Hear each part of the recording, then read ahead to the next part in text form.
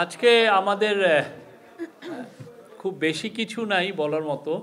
একটা বিষয় সেটা হচ্ছে যে আপনারা অনেকে আমাদেরকে প্রশ্ন করছিলেন গত কয়েকদিন ধরেই যে এই যে জুলাই ঘোষণাপত্র নিয়ে এটার কি ডেভেলপমেন্ট।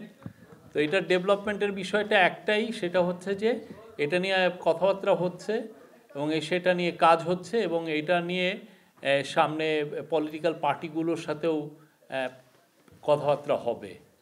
তো সেই আলোকেই এটা একটা ড্রাফটিংটা হবে, এটার ঘোষণাপত্র, এইটুকু আমরা বলতে পারি।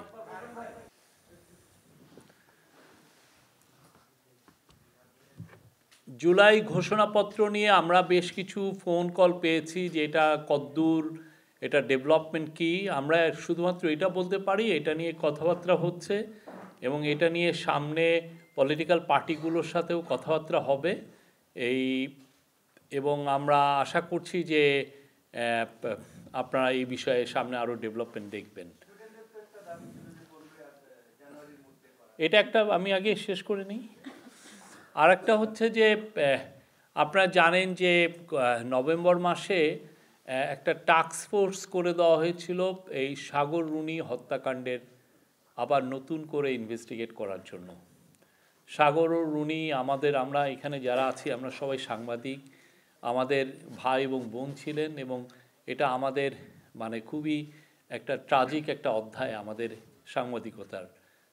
তো আমরা অনেকে আপনারা জানেন যে এটা নিয়ে আমরা সবাই আন্দোলনে ছিলাম, সবাই রাস্তায় ছিলাম, কেউ এখানে এমন কেউ নাই যে তার বিচার চেয়ে আমরা এখানে পথে দাঁড়িয়েছি। তো সাগর রুনির বিষয়ে আমরা বলতে পারি এটা নিয়ে রিওপেন করা হয়েছে। আবার যাদের অনেকে প্রায় 25-30 জন লোককে আমরা নতুন করে কথাবার্তা বলছি, সবগুলো এভিডেন্সগুলো আবার দেখা হচ্ছে।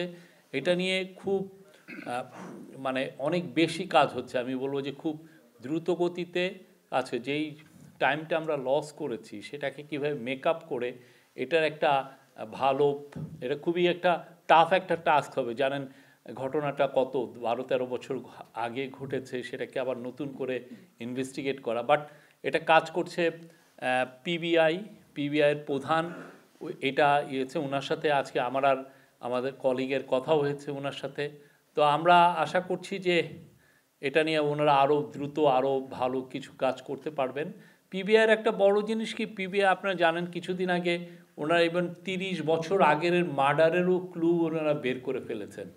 এরকম একটা কিছু নিউজ তো আপনারা দেখেছেন। পিবিআইয়ের কিন্তু ওই সক্ষমতাটা আছে। তো আমরা আশা করি দেখি ওনারা কি, এটা খুবই কষ্টসাধ্য বাট ওনারা এটা নিয়ে প্রচুর শ্রম দিচ্ছেন, আমাদেরকে জানিয়েছেন।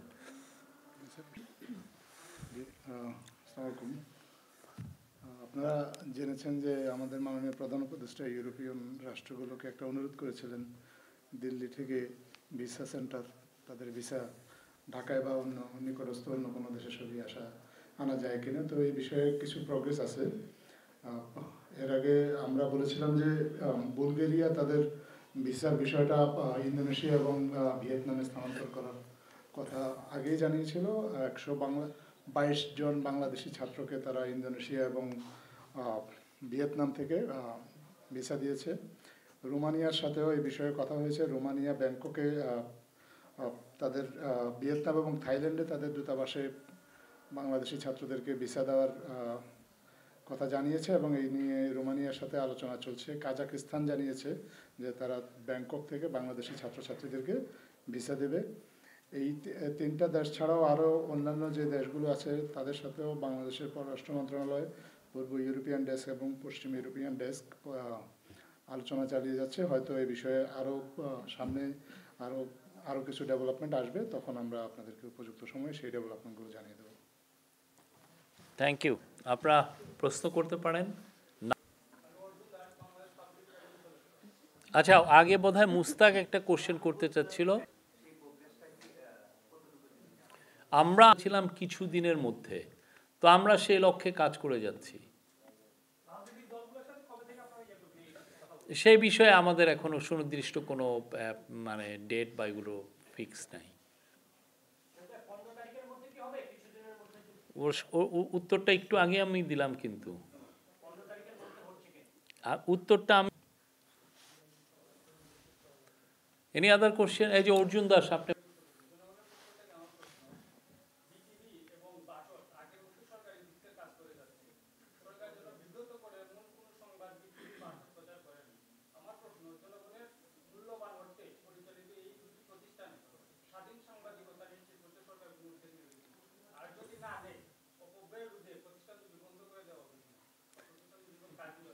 না, পুরো পৃথিবীতে স্টেট ব্রডকাস্টার থাকে, স্টেটের একটা নিউজ এজেন্সি থাকে, এটা খুবই ভাইটাল একটা কাজ করে। আপনারা হয়তোবা এটা এই বিষয়ে আমার মনে হয় কি আমার মানুষের আন্ডারস্ট্যান্ডিং অনেক ক্ষেত্রে কম থাকতে পারে। আপনি পৃথিবী জুড়ে যদি দেখেন স্টেট একটা সরকারি একটা ব্রডকাস্টার থাকে, আপনি যে কোনো দেশে যান খুব, এবং ওদের ব্যাপ্তিটা ওরা অনেক বড় আকারে থাকে। ওদের স্টেট ব্রডকাস্টের একটা মেন প্রোগ্রামিং টিভি থাকে, নিউজ টিভি থাকে, ইংলিশ চ্যানেলের নিউজ থাকে, ভার্নাকুলার ল্যাঙ্গুয়েজের টিভি থাকে, এবং এটাকে সব দেশেই আপনি যদি দেখেন, আপনি টার্কি দেখেন, রাশিয়া দেখেন, ইন্ডিয়া দেখেন, পাকিস্তান দেখেন, ইন্দোনেশিয়া দেখেন, চায়না দেখেন, এরা সবাই স্টেট ব্রডকাস্টকে বড় করছে। এটাই কিন্তু পুরো ইয়েতে, এবং ওদের নিউজ আপনি যেমন ধরেন একটা গ্রামের একটা নিউজ, এমন একটা নিউজ, সেই নিউজটা হয়তো বা একটা প্রাইভেট টিভির পক্ষে ওইটা তার মনিটরি যে মডেলটা সেই অনুযায়ী ফিনান্সিয়াল মডেলে ওই নিউজটা তার দেখালে চলে না, সে হি ক্যানট মেক মানি, কিন্তু ওই নিউজটা অনেক ভাইটাল, সেই নিউজটা কে করবে? স্টেট ব্রডকাস্টার করবে। এটার স্টেট ব্রডকাস্টারের আলাদা একটা প্রয়োজনীয়তা আছে। সেই লক্ষ্যে আমরা তাদেরকে আরও এম্পাওয়ার করার চেষ্টা করছি, তাদেরকে আরও বড় আকারে। আপনি জানেন গত সপ্তাহে 31শে ডিসেম্বর বিটিভি নিউজ লঞ্চিং হয়েছে, একটি যদিও পরীক্ষামূলকভাবে, কিন্তু এটাকে আমাদের ইচ্ছা আছে যে এটাকে আরও বড় করার। এই জন্য এই পুরো বাংলাদেশের সমস্ত নিউজ যাতে বাংলাদেশের মানুষ দেখতে পারেন। আপনি প্রাইভেট টিভিগুলোকে দেখেন, সে কি করে, তারা তো 2টা 3টা 5টা নিউজকে খুব বড় রকমের হাইলাইট করে, কিন্তু একটা স্টেট ব্রডকাস্টার সারা বাংলাদেশের নিউজটা তাকে দেখাতে হয়। সে আলোকে বিটিভি নিউজ, এবং আমরা আশা করি তারা তাদের পুরো মেধা লাগিয়ে বাংলাদেশের মানুষকে খুব ভালো ভালো প্রোগ্রাম এবং নিউজ রিলেটেড প্রোগ্রাম প্রেজেন্ট করতে পারবেন। আরেকটা বড় জিনিস হচ্ছে যে তাদের, আমরা শুনেছি যে ইকুইপমেন্টের অভাব, সেই জায়গায়ও আমার মনে হয় যে তারা এই বিষয়গুলো দেখবেন। এটা খুবই ভাইটাল একটা জিনিস। আপনি যেটা, আর তাদের স্বাধীনতার বিষয়ে আপনি জিজ্ঞেস করেছেন, সবারকে আমাদের স্বাধীনতা দেওয়া আছে, সবাই তাদের যা যা রোল অনুযায়ী তারা বাংলাদেশের প্রেস ফ্রিডমকে সর্বোচ্চ ব্যবহার করতে পারবেন। আমরা বলতে পারি বাংলাদেশের প্রেস এই গত 5 মাসে যতটা ফ্রি ছিল বাংলাদেশের হিস্ট্রিতে এরকম ফ্রি ছিল না। আমরা এটা খুব গর্বের সাথে বলতে পারি। টেলিভিশনে কাজ করি, আর আমার প্রশ্নটা হচ্ছে যে জানুয়ারিতে আপনারা জানেন যে বাংলাদেশে একতরফা নির্বাচনের যেই কালচার, যে সংস্কৃতি সেটা শুরু হয়েছে। তো সেখান থেকে আজকে মানুষের একটা কথা যে বিগত 3টি নির্বাচনে যে পরিমাণ অনিয়ম হয়েছে, এই অনিয়মগুলো নিয়ে নিশ্চয়ই অন্তর্বর্তী সরকার কাজ, সেই জায়গা থেকে এখন পর্যন্ত আসলে সরকারের অগ্রগতিটা কি? না, আমরা এগুলো নিয়ে কাজ করছি। আমাদের তো অনেকগুলো কাজ, একটা দুটো তো না। আমাদের ধরেন জুলাই অগাস্টে যে ভয়াবহ রকমের একটা ম্যাসাকার হলো, সেটা নিয়ে আমরা কাজ করছি। আপনারা জানেন গুমের ব্যাপারে একটা কমিশন করে দেওয়া হয়েছে, তারা খুব ভালোভাবে কাজ করছে, এবং আপনাদেরকে আমরা বলতে পারি যে 2-1টা আয়না ঘরে আমরা আপনাদেরকে ভিজিটের একটা ব্যবস্থা সামনে করব। আপনারা যেতে পারবেন কিভাবে একটা কি ভয়াবহভাবে মানুষজনকে গুম করে রাখা হতো, এবং এখানে তাদেরকে, এবং কিছু কিছু জায়গায় দেখা যাচ্ছে যে তারা হাত দিয়ে টেনে টেনে লিখছেন যে আজকে 180 দিন, 250 দিন, ওগুলো লেখাও আছে ওইখানে। তো আমরা আশা করছি আপনাদেরকে নয়, হাসিনার আমলের তো মানে পাপাচারের তো শেষ নাই।